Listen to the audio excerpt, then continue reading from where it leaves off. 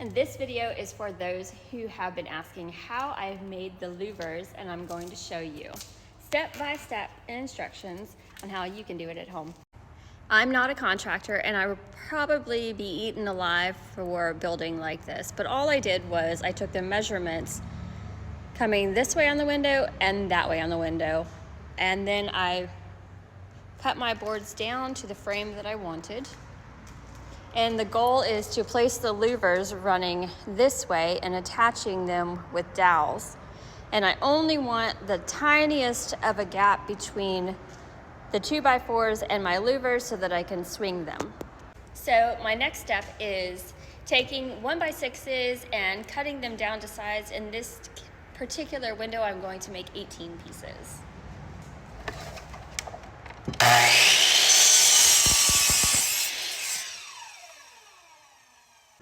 These two pieces right here are going to be an example of what it is that I'm trying to do.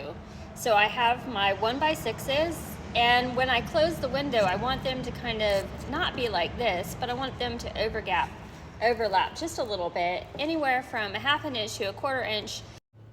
So once you have your 1x6s cut to length, you can either use a Forstner bit, the diameter of the dowels that you're working with, or in this case, I couldn't find a Forstner bit that I wanted to use, so I'm going to use a countersink bit.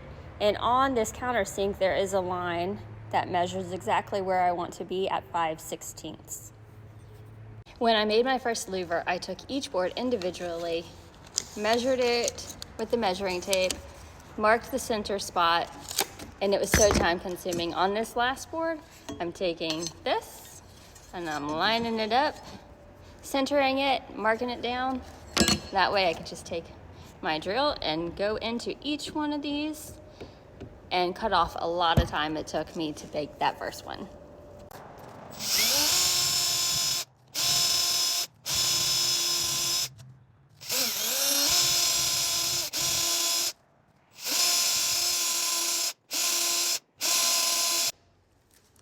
And continue for 18 more. And just when you think you're done, you have to flip the boards and do it all over again.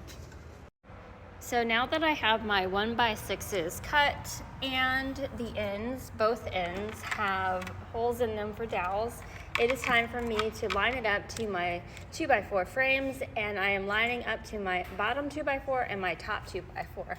And what I'm trying to do is I need to mark a spot on here that I can drill another hole so that the dowel can rest in this frame piece, and then the other end of the dowel will go into my 1x6.